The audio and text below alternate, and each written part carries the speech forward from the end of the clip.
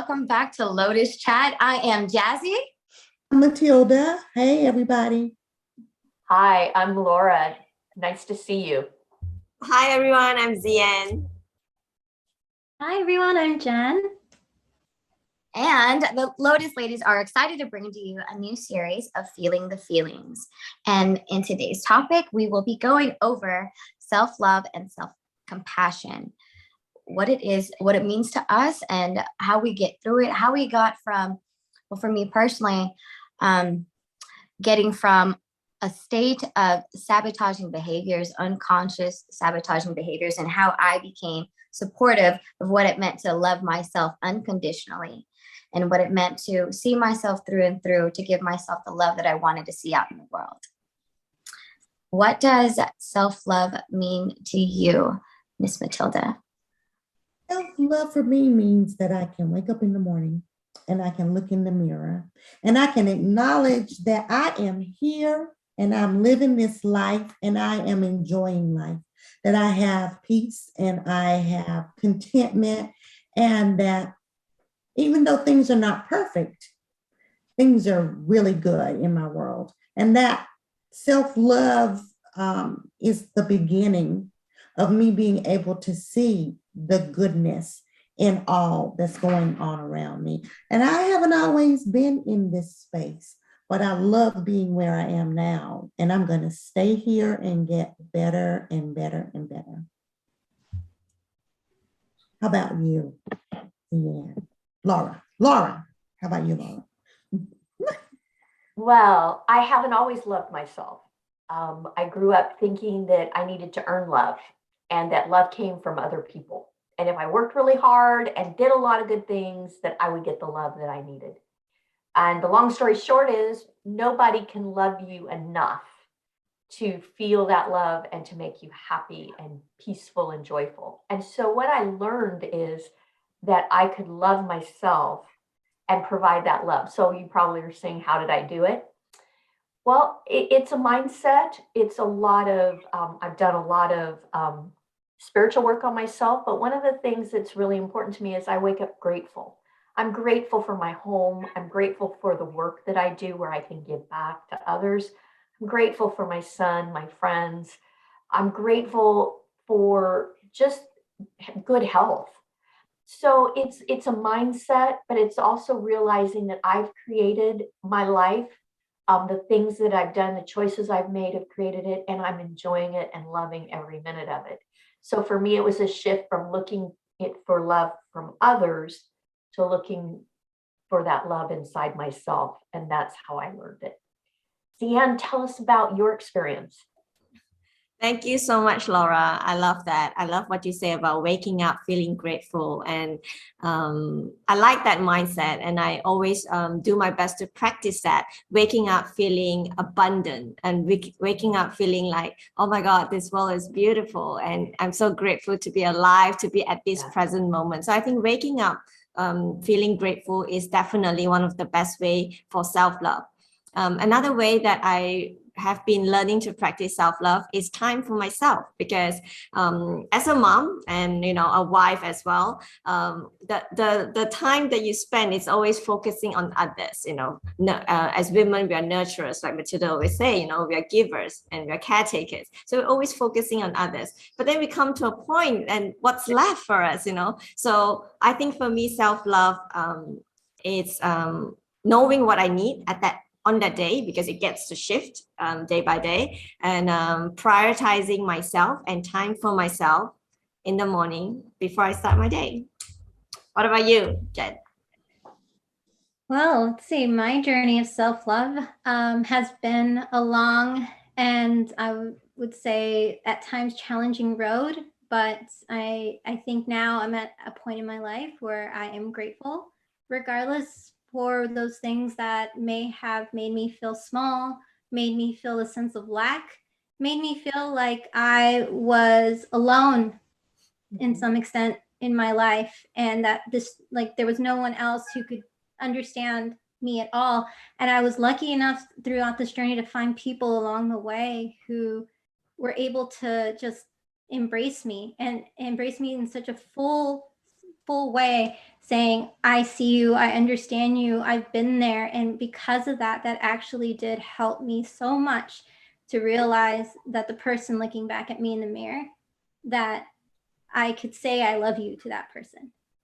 And that was a huge turning point for me, because those 3 words had been difficult for me to say, because I had been, to some extent, beating myself up for mistakes in my life. And I realized I needed to stop doing that. And I needed to move past it. I needed to forgive myself and just say, I love you. And one of the practices I have started on a daily basis is the Mel Robbins High Five Challenge. So I look in the mirror and I give myself a high five and say, yes, you did it today. Good job. And that's basically where I'm at now, is that I just feel grateful, even for those things that were challenging, because they led me to a lot of amazing people, like the ladies here today. High five. High five. Yeah, high five. Yes. And so just know that even if your journey of self-love takes you down some pretty up and down roads, just realize that there will be people along the way who want to support you. Look for them. They're there. Look for them. That's beautiful. So it seems like an overarching theme for all of us is gratitude. Waking up and being grateful for whatever we have, for who we are, for our families, for our jobs. And sometimes that can be hard for people, because sometimes people will get up and they don't feel grateful for anything. Sometimes life is really tough and people are in tough places, and they can't find anything to be thankful for, or at least you don't think you can, but you really can. You look in the mirror and you be thankful that you have today. Today is another day that you are alive, and you have to remind yourself that your life has purpose. All of our lives have a purpose. Sometimes we compare ourselves to Oprah or another big name person, and it's like, we didn't acquire what she has acquired. We haven't become who she has become or who Bill Gates has become. No, you haven't. And so what? You are who you are, and that is enough. And waking up every morning and just saying, hey, I'm here. And Jen, thank you for your transparency. A lot of what holds people back is that we've made mistakes and we find it hard. Do you ladies agree? We find it hard to forgive ourselves for the mistakes that we've made.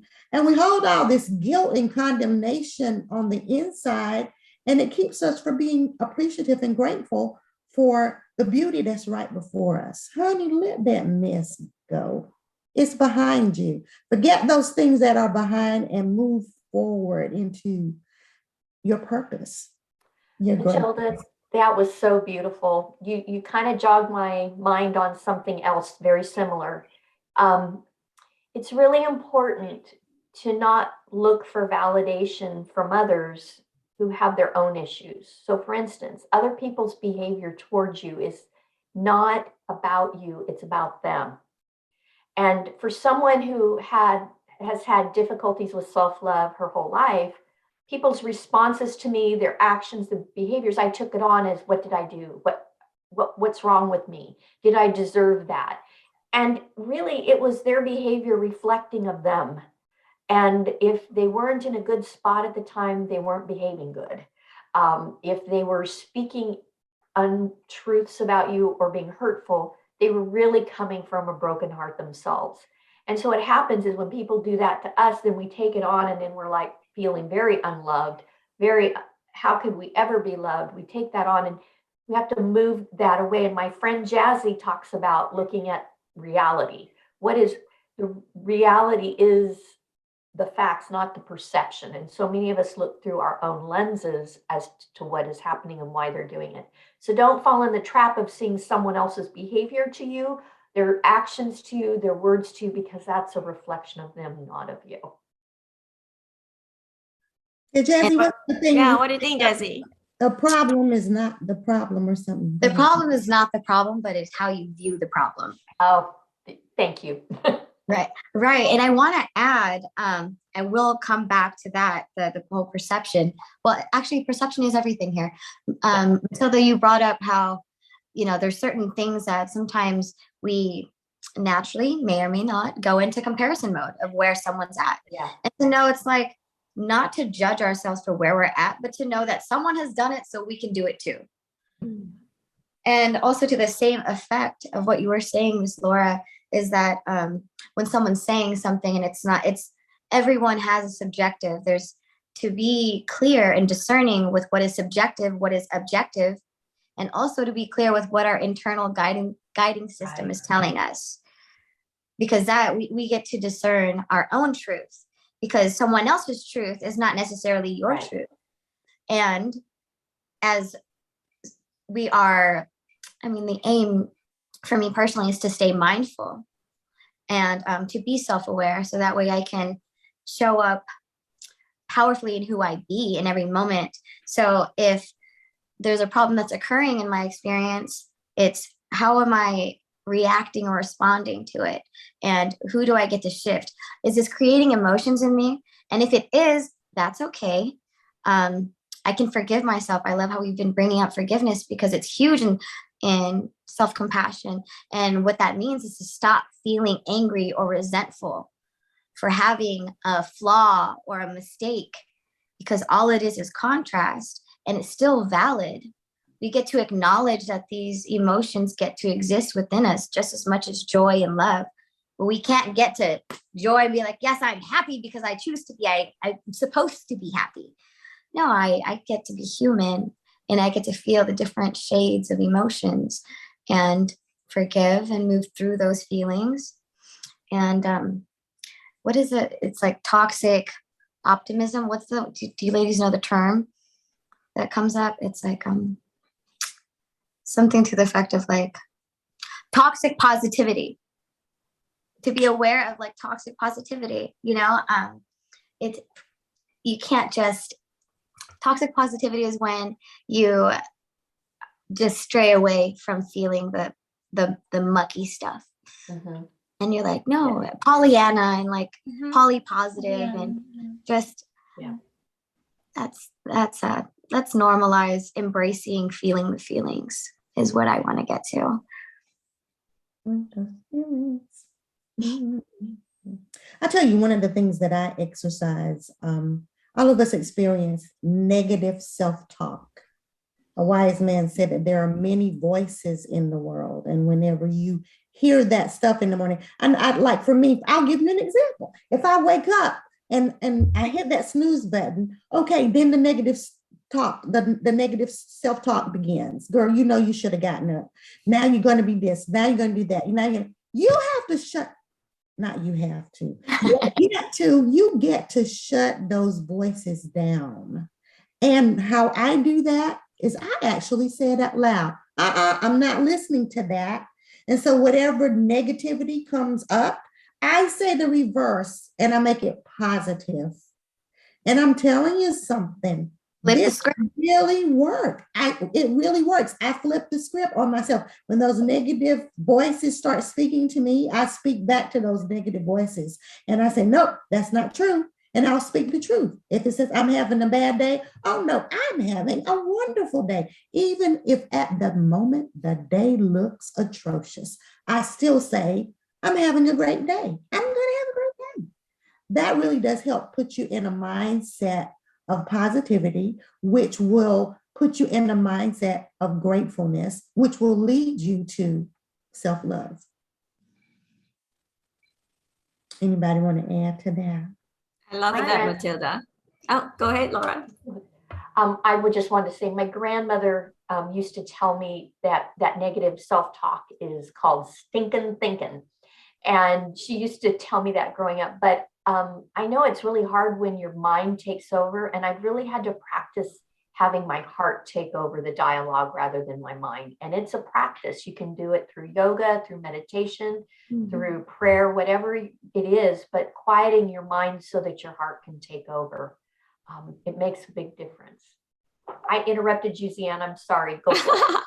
No worries. I love when you guys talk, when you girls talk about the voices in the mind.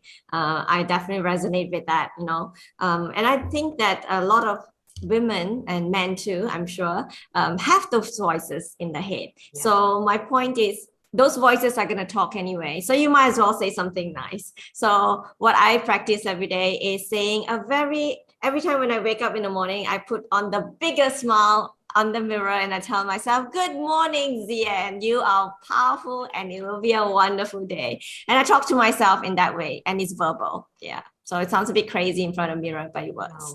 Wow. I love that. I feel like the most important conversations you have in life is the conversations you have with yourself. Mhm. So I love that you start it out with love, because when you choose into that, that's what you create. Just like intentionally setting the day or setting the tone, because you choose to view a problem and not let it affect you. And you consciously can step into the space of creating and be the creator of your movie, because your life is like, you're the star of the movie, you know? So Movie star. Jazzy, thank you for saying that, and all of you for talking about those conversations that you have with yourself. I would just like to put out there also what we said about comparing, and how sometimes people may get bogged down by the fact that they're comparing themselves to the journey that somebody else took, and seeing like, well, you know, that person is just like on cloud nine now. They found themselves. They are on this, you know, they've reached that point of self-love. How am I going to get there? Like, my life is like this right now. I'm in the middle of this situation. I don't even know how I'm going to get out of this situation. I mean, there are all these things that your mind just starts putting into your head. But when you quiet, as Zian said, the mind, and really look into your heart, what is your heart telling you that you need to do? And if at that point you're like, well, can I really do this alone? You are not alone.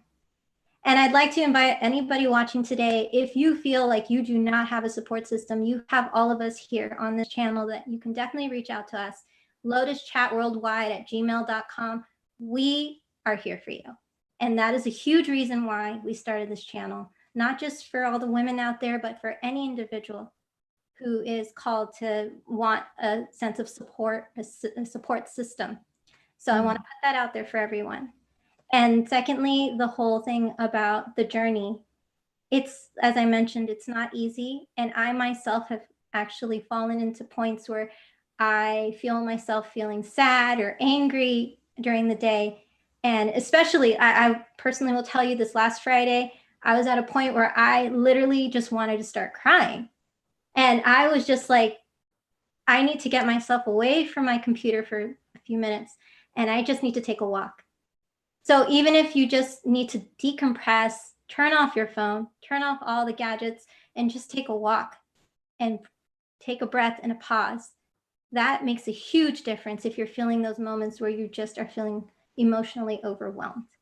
So that is my experience right there for all of you.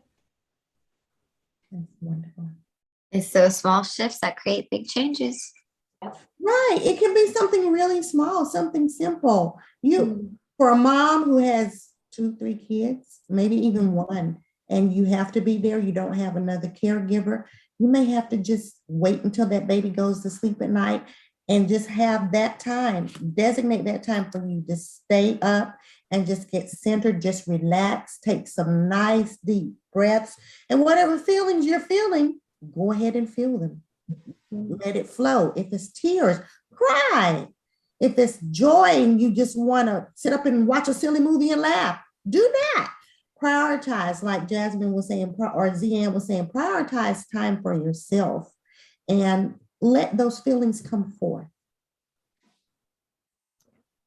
Another way that I process these feelings and feel the feelings is actually I reach out to girlfriends. So yesterday, for example, me and my girlfriend, we set up a date to just talk on the phone. And it's so rare nowadays that people talk on the phone. People tend to message. And I was just telling my friend yesterday that when we message, whether it's on WhatsApp or whether it's on Instagram. It's a way of keeping in touch, but it's not a way of connection. It's more of what we call social snacking. You're just snacking, you're having tidbits. It's not full. So yesterday, me and my friend, we were having this wonderful feeling the feelings. We just let it flow. The conversation was just, there was no intention. The intention is just to connect and just to let it flow. I think we talked for almost like 3 hours, and I had a full meal. I had to say it was a full meal.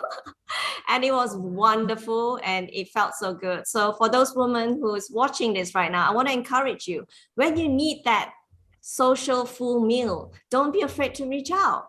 Don't assume that people are not available. Call them, not message, call. It makes a huge difference. Just like Jazzy calling me randomly sometimes. I love it. It's powerful to have support and just to be able to tune and tap in and to remind someone that, hey, you're on my heart. Yes. And I love that. I've learned a lot and grown throughout the last year in receiving support. Since I learned to give it, I also get to receive. And that has been transformational for me as well. But before seeking support, what I would do, because I was my own best friend, I had to journal, or I used to journal. And in doing so, I would create dialogues.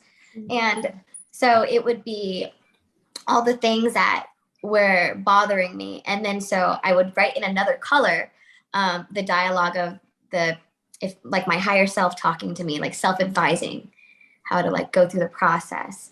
And it became like a story that I was reading what my story was to myself, and also seeing the contrast of how I can treat it and view it differently. And that would alleviate a lot of the ways that I loved my life or loved who I was. Because with external chaos, it could be overwhelming.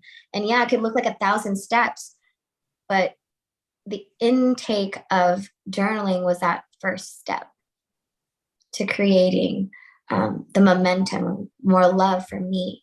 Because if I feel like I wasn't getting enough on the outside, it's because I wasn't filling my own cup. And I was looking at my cup like it was a piece of crap or something. Like I got to flip the script, as you said earlier, Matilda, on my perception of like what's happening in my life. So that's beautiful. I used to hear people talk about journaling, and I'm listen, child, I don't have time as it is, and now you want me to sit down and start writing. I mean, really? Until I did it. And it is one of the most liberating experiences to actually sit down. And I challenge each of you listening to sit down and write a love letter to yourself. Write a love letter, and don't just do it one time. Whenever you feel in that love, or commit to doing it once a day for 1 week. Write yourself a love letter and fall in love with yourself again. I'm sure as a child, you love yourself, and maybe somewhere that got lost. Rediscover that love. And then as you rediscover it, you grab a hold of it and you nurture it and you grow it through the things that the action steps that we have presented to you tonight. Journaling is, Jazzy, thank you for saying that, is an excellent way to get started on this part of the journey of self-love. It will open up so many doors. You will shock yourself. You will shock yourself. And so many other feelings and emotions will come up as you just start to write a letter to yourself. Go ahead and feel the feelings. It's okay. It's going to be okay. Wow, I guess I better start journaling. But what I found for me is movement. So a couple things. I love to go on long walks in the forest, on a bike path, near water. I love water, but I get close to nature and it just calms my spirit, calms my heart. I also take what's called a yoga class. It's called Kundalini yoga, and I just crave it. And what I go, and I love it because it's physical, but it's also spiritual. And there's breath work, there's meditation, there are the poses. It just relaxes me. It's about an hour and 15 minutes. If you can't find one locally, it's on YouTube. You can find one on YouTube.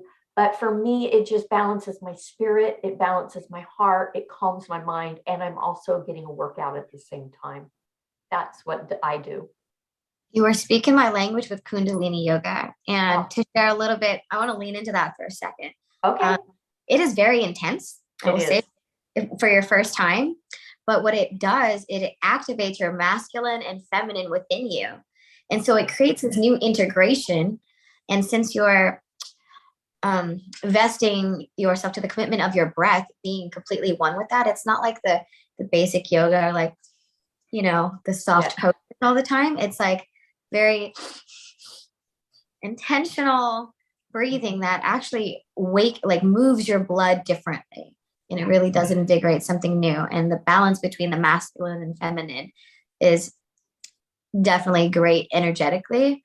And I know that it's very refreshing after you get through that experience. So thanks for sharing that. It's probably my reminder that I need to get back into that. I love it. I miss it. So I can't wait for the next class. Jasmin and Laura, thank you for talking about yoga. I also practice that on a daily basis as well as meditation. But for those of us who, and I know I have a few friends who've told me this, who do not enjoy meditation, who are not the yoga types, they are like, well, how do I get to a point where I can get, relax and feel centered again in myself? The way that they've told me they do it is just by doing any type of exercise, whether it's biking, whether it's getting on a treadmill, whether it's going for a run, or even taking up painting or an instrument, getting musical with those feelings so you can feel those feelings. It's good to just find that outlet to get that all, out there and be like, okay, that feels so much. I mean, when you're done, it's like you definitely do feel lighter, like your shoulders will feel lighter, your body will feel lighter. But those are just some of the ways that I know some of my other friends have put into practice in order to get themselves grounded again, if they are not into like yoga or meditation. I have something in that I use every day. It's actually an app on my phone from, it's created by the Abraham Hicks. Oh, yes. Yeah, so it's a law of attraction toolbox.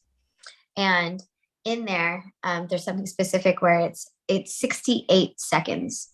So if you can't meditate for longer than 2 or 3 minutes, like 68, I don't know why 68, but what the prompt is usually is focus on the feelings that you want to achieve, or envision as if it's happened, like whatever it is you're trying to achieve for 68 seconds. So whether you have the app or not, I'm sure that we can set a timer on our phone and envision what it is that we want to feel and what it feels like to be grateful that we've received those feelings. So to escape reality in a way that actually puts us in a state of a new way of perceiving and experiencing. It's very grounding to be able to create a shift intentionally.